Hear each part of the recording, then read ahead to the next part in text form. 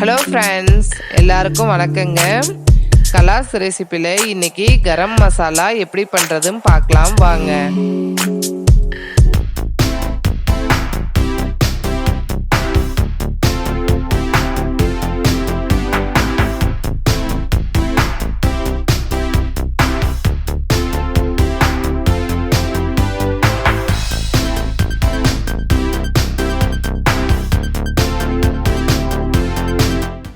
ஜாதிக்காய் 1 5 கிராம், இதை பவுடர் பண்ணி வச்சுக்கோங்க. பிரியாணி இலை சின்ன சைஸில் 10, அன்னாச்சி பூ 5 கிராம், கொத்தமல்லி விதை 150 கிராம். ஈஸியாக இருக்கணுங்கிறதுக்காக வீடியோ லாஸ்ட்டில் ஸ்பூன் மெஷர்மெண்ட்டும் கொடுத்துருக்கேன். கருப்பு ஏலக்காய் 10 கிராம், இது கடையில் பிளாக் கார்டமன் கேட்டால் கொடுப்பாங்க. ஏலக்காய் 7 கிராம்,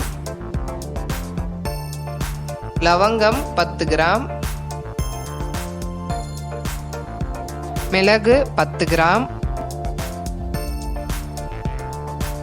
ஜாதி பத்திரி 5 கிராம்,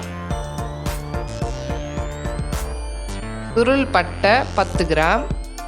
இதை உடைச்சி போட்டுக்கலாம். இது எல்லாத்தையும் ஒரு நாள் வெயிலில் காய வச்சு நான் எடுத்துருக்கேங்க. அப்போ தான் மிக்சியில் நம்ம அரைக்கும் போது நல்லா நைஸ் பவுடராக நம்மளுக்கு கிடைக்கும். இது எல்லாத்தையும் நல்லா வறுத்து எடுத்துக்கலாம். ஸ்டவ்வை லோ ஃப்ளேமில் வச்சுக்கோங்க.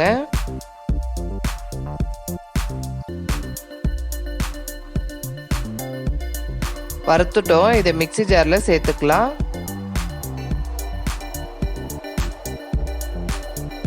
பவுடர் பண்ணி வச்சுருக்க ஒரு ஜாதிக்காவை இது கூட சேர்த்து நல்லா நைஸாக பவுடர் பண்ணி எடுத்துக்கோங்க. அவ்வளோதாங்க, கரம் மசாலா ரெடி. இது நிறைய ஐட்டத்துக்கு யூஸ் பண்ணலாங்க. சிக்கன் பிரியாணி, மட்டன் பிரியாணி, குஸ்கா, பிளைன் குருமா எல்லாத்துக்குமே யூஸ் பண்ணலாம்.